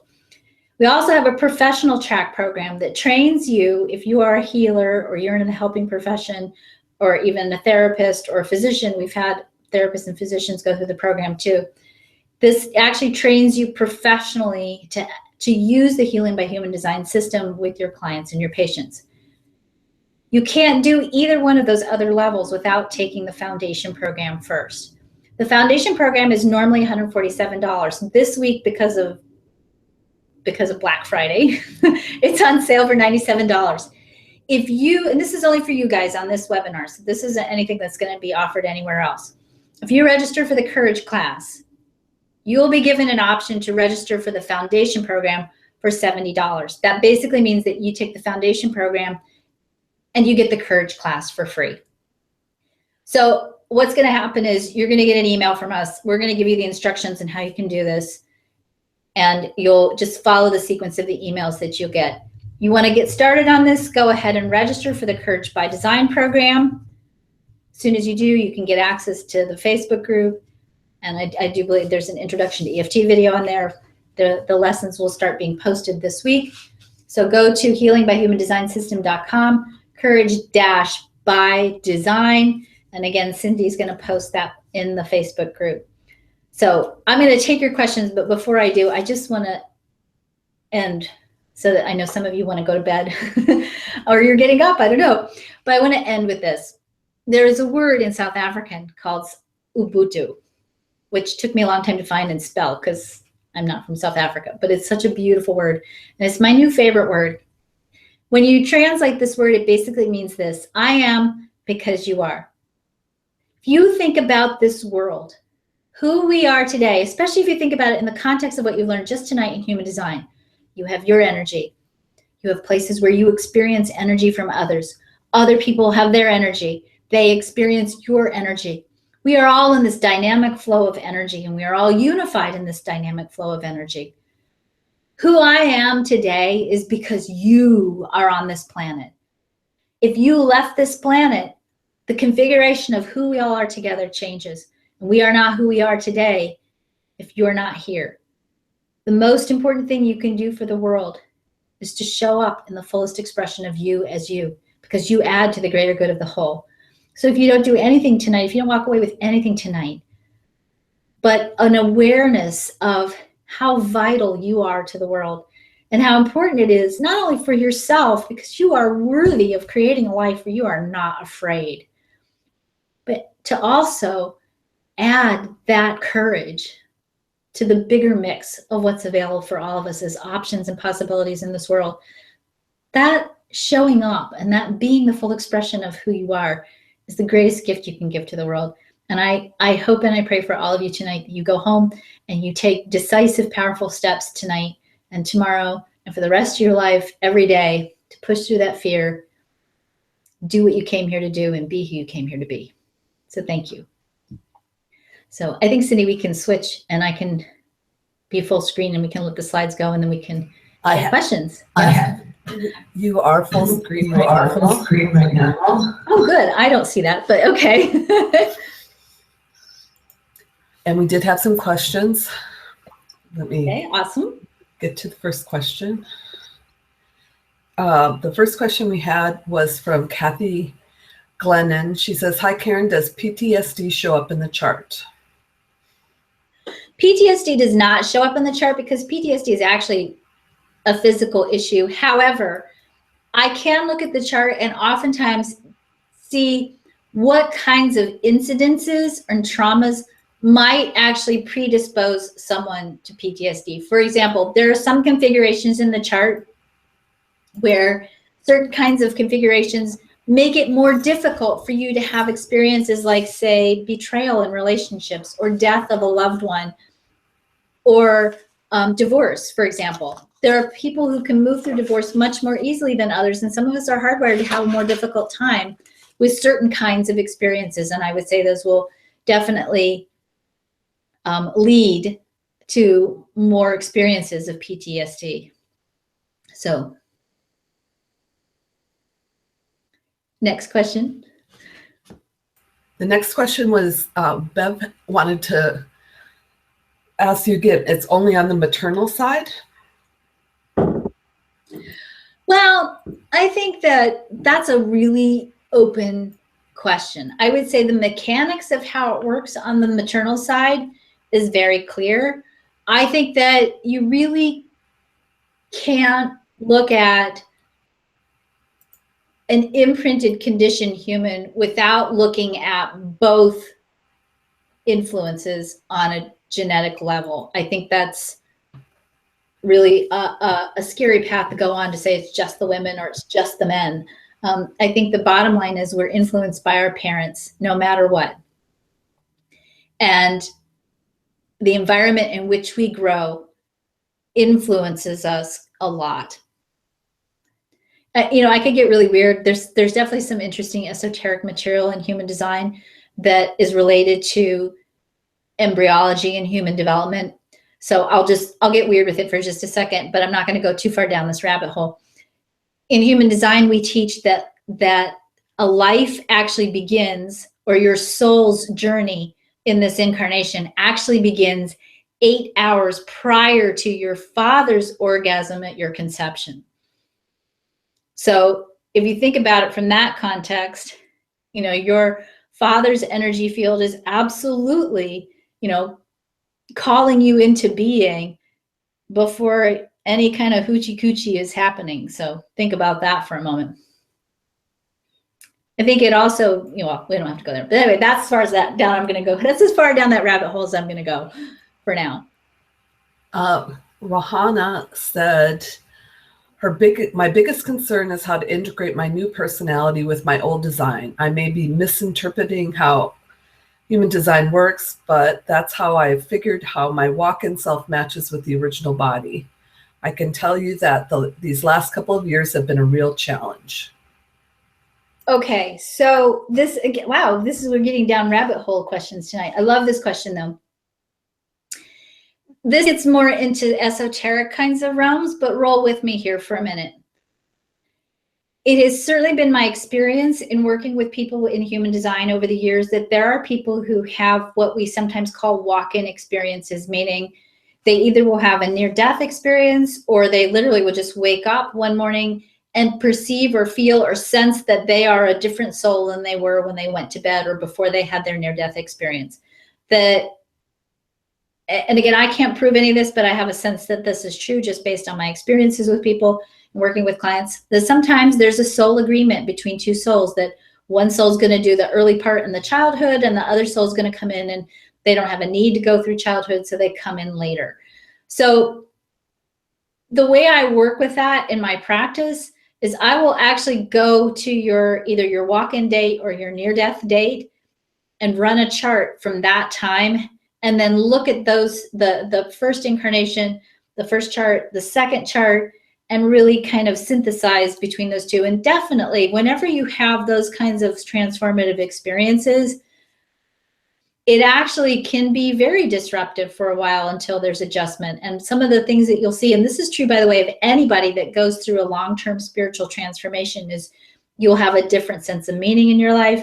You might find that you drop your religious beliefs and become more spiritual. You may find that you're more sensitive in lots of different ways, including chemically sensitive, physically sensitive, emotionally sensitive. You might find that you have greater experiences of, say, future episodes or future deja vu kinds of experiences. You might be more connected to a spiritual purpose. You might be struggle more with trying to figure out, what's my life about? You might struggle more with relationships, even though you have a bigger understanding of what love really is. Grounding that big interpretation of love into your human experience can be a little bit challenging and tricky. So I can certainly understand what you're saying and why that might be challenging for you. Okay, Carol asks, what she wanted to ask is if the fear program can help with the resiliency issues. It sounded like you were saying it would not go deep enough, or does the other $97 program do this? Thanks for your guidance. The fear program is specifically going to talk about fear in the chart. No spears in the chart. There are no spears, okay? So it's going to specifically talk about the fears in your chart. If you want to go deeper, particularly into the resiliency keys, the foundation program goes deeper into the lovability, the empowerment, the decisiveness, the emotional wisdom, the self-trust, the energy piece, the authenticity, and the self-worth, and gives you some of the key components to the Healing by Human Design system and starts you on a path to really work with those 9 resiliency keys. So that definitely takes me a lot longer to go through than just a couple of videos in a one-night session. The foundation program is a series of, I think it's 8 videos. Is that right, Cindy? I think that's right. 8 videos that really walks you through the resiliency keys, what those look like. It talks to you about working on the different energy levels. It introduces you into some of the energy psychology techniques that we use. It teaches you how to tap into the quantum field so you can start opening up your pineal gland and your connection to source in a really different way. It really talks about the mechanics of how to do that and how to tap into that quantum field of possibility through the 9 resiliency keys and really work on aligning those resiliency keys in a much deeper level. And if for $97, they're really getting both the foundation course and the fear class tonight. That's right. The fear class is actually a free bonus if you register for the foundation program. Yes. But they go through the fear class first. Correct. Okay. Or you can do it simultaneously if you want. So. Astaris asks, so most fear gates are from the spleen? Most fear gates are from the spleen, yes. The other energies of fear associated, the other places where we have fear in the chart are all connected to the 9 resiliency keys. And the reason why the 9 resiliency keys are so important, whenever I do any of my healing work, or even my coaching work with my clients, I call them keys for a reason, because I find that to go deeper into coaching, relationship activation, into even healing work, before we can tackle anything, we have to tackle those 9 keys. They're literally the keys that open the door to healing. If you don't deal with your issues about lovability, for example, if you don't perceive yourself as being lovable or valuable, those are really the 2 biggest issues that I find most people face. It's going to be difficult for you to do the things you need to do to just take care of yourself. Let's think about taking your vitamins every morning. You know, if you really, and let me put this into context. If you are sick, and let's say you get a prescription for medicine that you pay a lot for, and you're really concerned that if you don't take this medicine, you're not going to get better, you darn well are going to take your pills, right? You're going to remember to take your pills. You're going to do what you need to do to remember that. Taking your vitamins, for example, might be just as important as taking those pills, but because it doesn't have an immediate consequence, sometimes we don't see the benefit of taking those vitamins. The thing that's going to make you show up for your vitamins every morning and every night is going to be your perception of your value of yourself. If you value yourself, or let me think of it for some of you, and I know this is true for me, you value yourself or you value your kids, you know, I promise you, my 7-year-old daughter gets her vitamins every morning. I mean, I have been known to run out the backyard in the snow going, you forgot to take your vitamins, right? But, you know, I had to really train myself to value and love myself as much as I love my kid. So that if I go out the door without my vitamins, I'm running back into the house to go get them. Your sense of self-love and your sense of self-worth are going to influence how much you're going to commit to doing what you need to do for yourself to bring out your health, your wealth, your success, your abundance, your relationships, everything. So if we don't tackle the 9 keys first, we don't unlock the door to healing with those 9 keys, it's very difficult to make progress because your underlying sabotaging modality or your underlying sabotaging energy related to the low expression of those keys will get in the way for sure. Carol asks, what's the difference between fear and trauma? Fear can be there for no reason. Trauma is actually a specific event that is traumatic that happens to you that can either be experienced and released or is oftentimes, and I find this to be true, can oftentimes be embedded in our physical body and keep coming up over and over again anytime we encounter any kind of an experience similar to that trauma and gets re-triggered over and over again and keeps us stuck. And using Healing by Human Design works on trauma very nicely because that trauma often spins off its own underlying set of mistaken beliefs about your value and your lovability, etc. Jody asked, can you explain what the extra programs involve again? So I'm not sure if it was the 2 tracks after the foundation or the difference between the fear and the foundation course. Okay, I'll go through both. So the fear course is a one-time offering where I'm going to talk more deeply about the sources of fear in the chart, what you can do to work and release those fears. And then we're going to meet for a live Q&A in the morning on December the 5th and in the evening to go through your chart, your fears. And we'll even do a little bit of Healing by Human Design stuff to really tackle, we'll use the system as a group to tackle some of the issues that come up.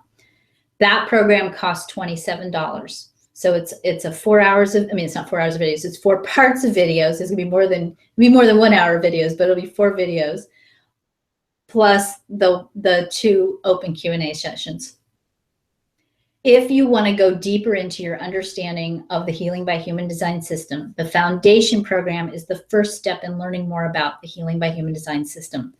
The foundation program goes through the 9 resiliency keys and actually teaches you the system. So you'll learn what you need to do to integrate healing on multiple levels of the energy field. So we work on the body, we work on the vital body, we work on the mental, emotional body, and then we tap into the quantum field of finite possibilities and bring in new meanings and the possibilities of instantaneous and quantum healings and realignments. I like to use the word realignment actually more than healing because it's really what we're doing. We're just realigning you back with your chart. That program is normally $147. It's currently on sale.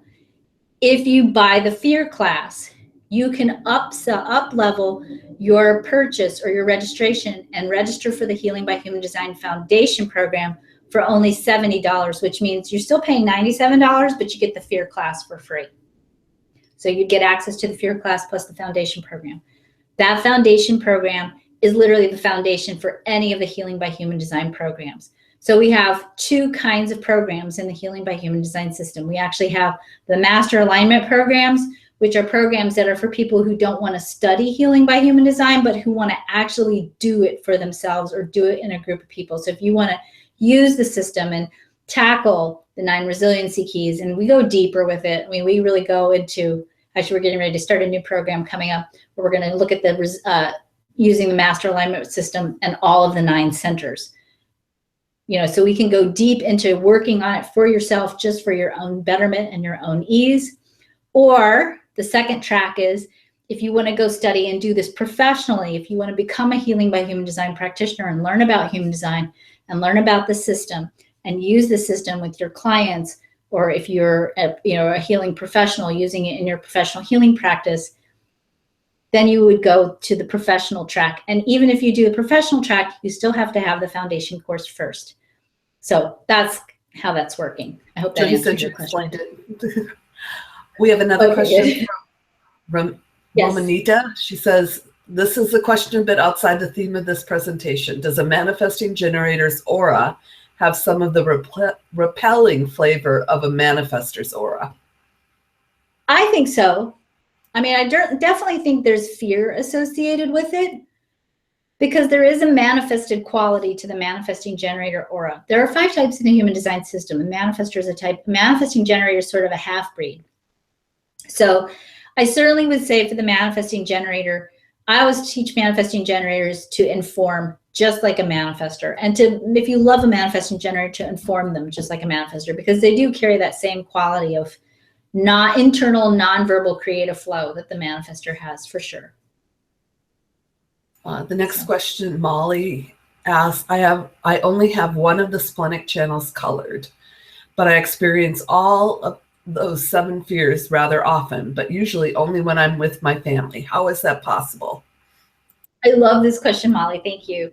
So what happens is, remember, wherever you have openness is where you amplify.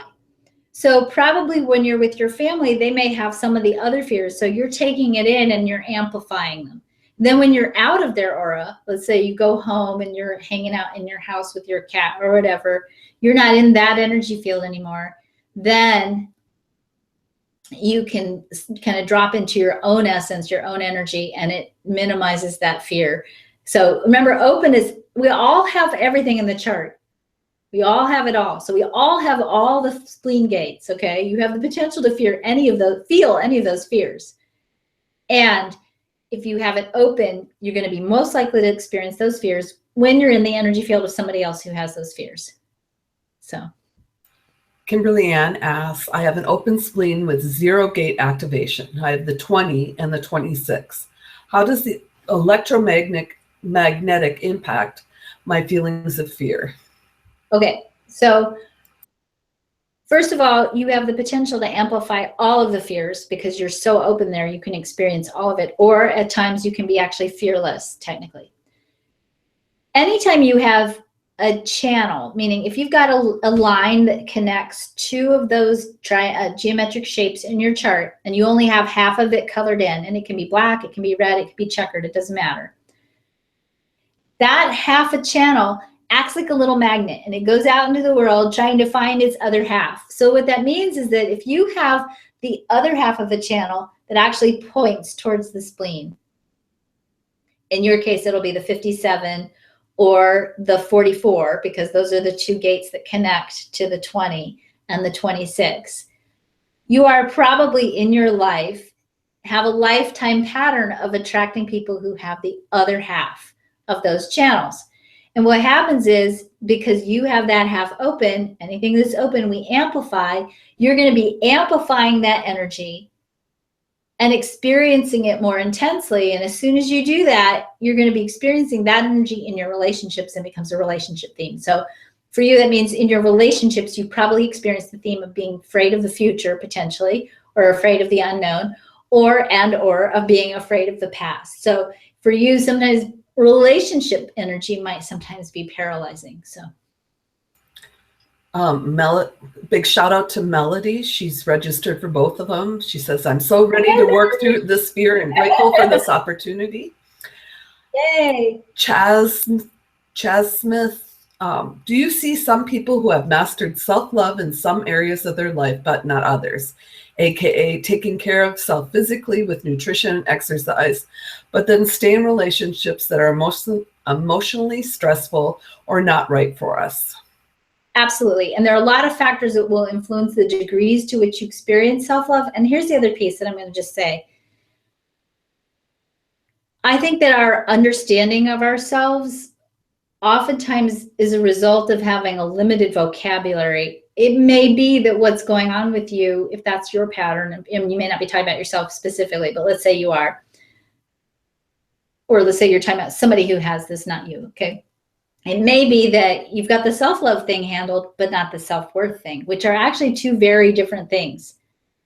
And it's very easy to love yourself and not value yourself, because those are they're subtle, but there's differences between loving yourself and valuing yourself, and really syncing those up in a powerful way so that you're taking care of yourself in all of your life situations. The beautiful thing about understanding human design, separate of the Healing by Human Design system, if you just understand human design and your own unique configuration, you can start to look at what motivates you and drives you. And sometimes what motivates us and drives us is when we have unmet energy needs. Like we might, we have openness in our chart and we've never had, say, for example, recognition or love in the way that we needed. Or the other thing that can happen sometimes is that we have, lower side expressions of archetypes in our chart. Like you might have a design that is the design of a nurturer, and it's beautiful to be a nurturer. It's a beautiful, important quality in the human experience, but it needs sometimes to have boundaries and limits associated with it. And because the natural impulse is to give, because that's your design, kind of gets out of control sometimes, particularly if the other components, those 9 resiliency keys, aren't functioning right. You can kind of get out of balance with whatever else is already in your chart. So knowing your chart is so crucial and such a key part of helping you stay resilient in every area of your life, including your health, your wealth, your relationships. Linda asks, what does it mean to have a skip in your aura? Does it mean that I'm not grounded? I'm not sure. Linda, can you define for us what a skip in the aura is? Did I say that, Cindy? I did not hear that when you were saying that. While we're waiting to see if Linda will write another comment, okay. Carol said, do we have more than tonight to decide? I hope so. And was the foundational class material also covered in the summer boot camp? It was not covered in boot camp, and you do have until Tuesday night, November 22nd, Central Time at midnight to decide. So yes, you have time. So. There is a button I can show you. I can screen share. There's both buttons to get their charts and also a button to go directly to the sales page. Let's do that. Because you don't have your chart yet. You guys need to make sure you get your charts. That's important. So if they click here, that's where they'll get the free ebook. And there's a form there that they can fill out for their chart.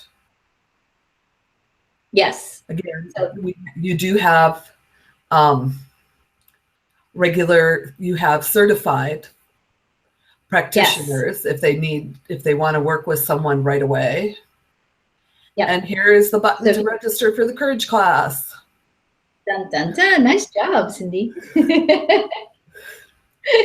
So yes, if you really feel like, okay, I have a trauma, or I'm really, really stuck here, and you think you need more than just a class, you really think you need some one-on-one time, check out our practitioners. We have some amazing people who have gone through the Healing by Design training program. They are all longtime healers. We have acupuncturists, we have some physicians, we've got people who have been doing this work for a long, long time who are just very, very gifted in their ability to use the system to help you.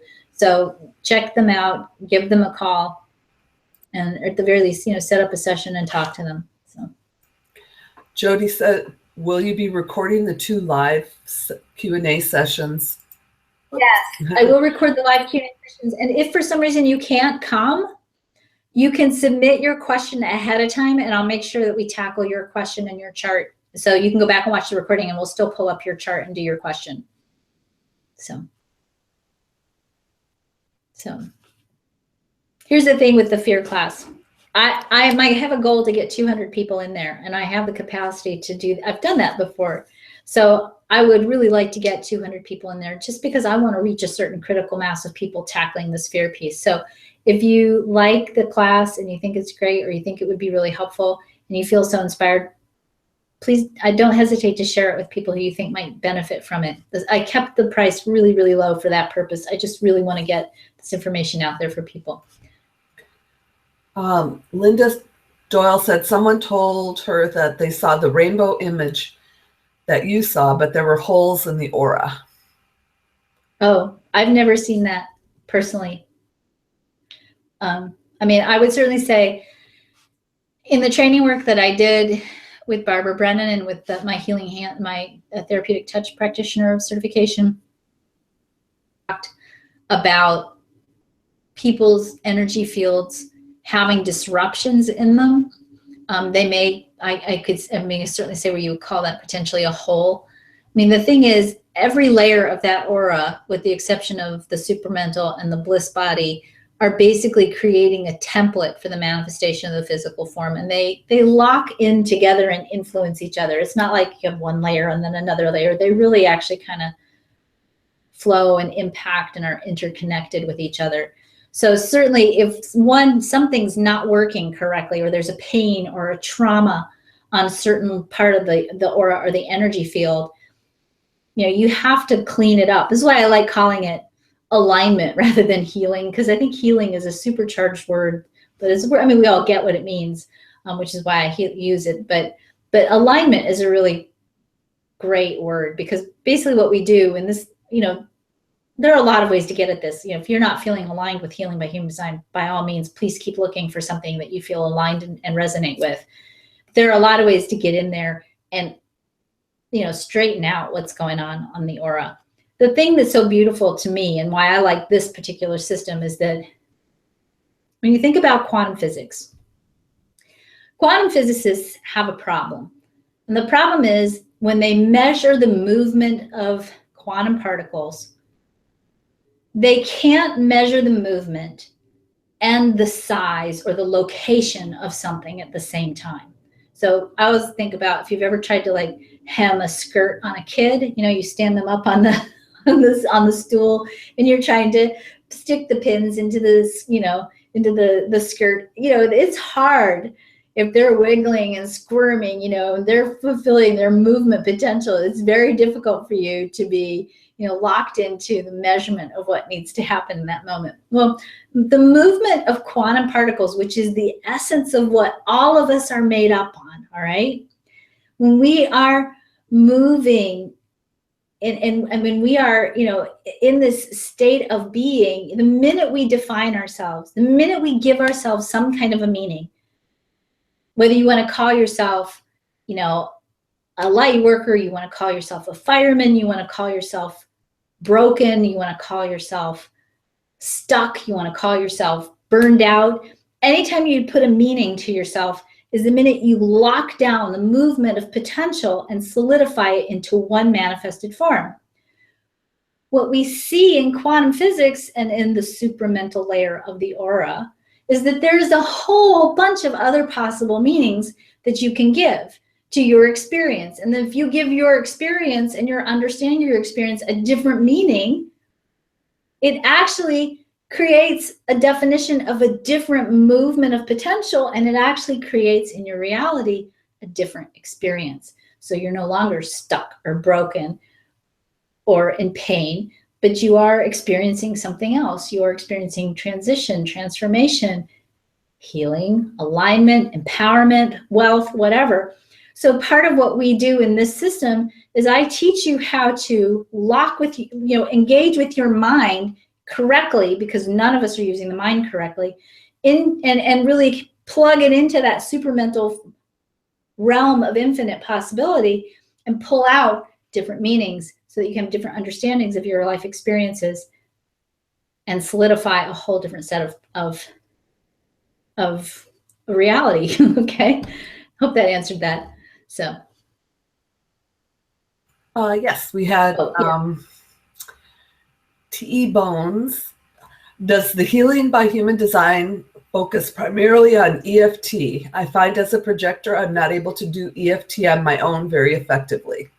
I agree. I mean, I think it's not just as a projector. I think a lot of people can't do EFT by themselves effectively. I do give you other things that you can do on your own. And this is the beauty of the Master Alignment programs. You know, the Master Alignment program, we work together in a group. Are we not broadcasting anymore, Cindy? We work together in a group. We all tap together in a group. It is so powerful. And I mean, I've had people that have told me, I've never gotten anything from EFT, and they've come to these groups, and because we tap into it on multiple levels, we add the subtle energy and energy work, plus we add the choice points and tapping into the quantum field. It's a completely different experience. So I would encourage you to at least feel your way through it. We are still broadcasting, but I just stopped screen sharing. Okay, another shout out to Anna Bofil. She signed up for the Courage class, but she couldn't find the other one, and I mentioned that they were going to get a link in the email after they sign up for the Courage class. Cool. So everyone, if they sign up for the Courage, they'll get a thank you email, and that'll have the link for the upsell. Kathy asks, hi again, I'd like to do these classes, but I've had lots of trauma that keeps me stuck. Are these classes going to help, or would I be better to spend my limited money on one-on-one work? Thanks. Send me a private email. I have people who will be willing to work with you one-on-one if you need to do that. There was a question. Kali said, do I understand it right that we can't do the Courage class if we haven't already done the foundation program? No. Courage class, you can take that no matter what. So yes, you may take the Courage class. But if you want to go on and you want to do the master alignment programs or the professional training further down the road, you have to have the foundation class for that. So, but no, you can take the Courage class, go for it. Yes, do it. And you don't have to have anything except a human body to come to class. And even then you can do that virtually if you want to dial in from somewhere else.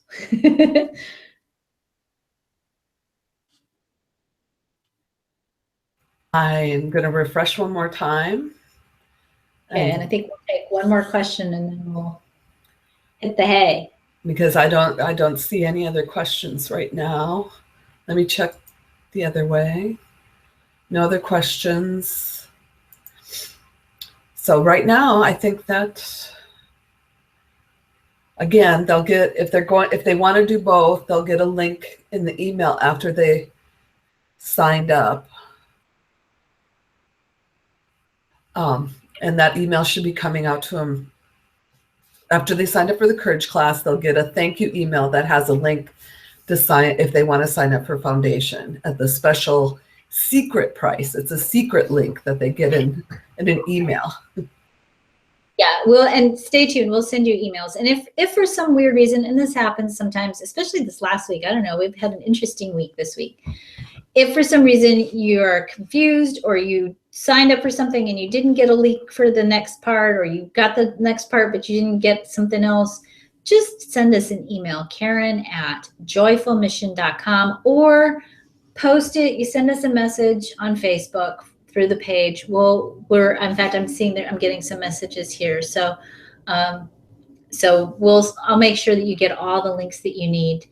So just keep contacting us. Don't sit there and wonder if we've been ignoring you or your resilience. One last question from Christine. Yes. Do you offer CEUs for your classes? Not yet. We're working on that right now. Absolutely.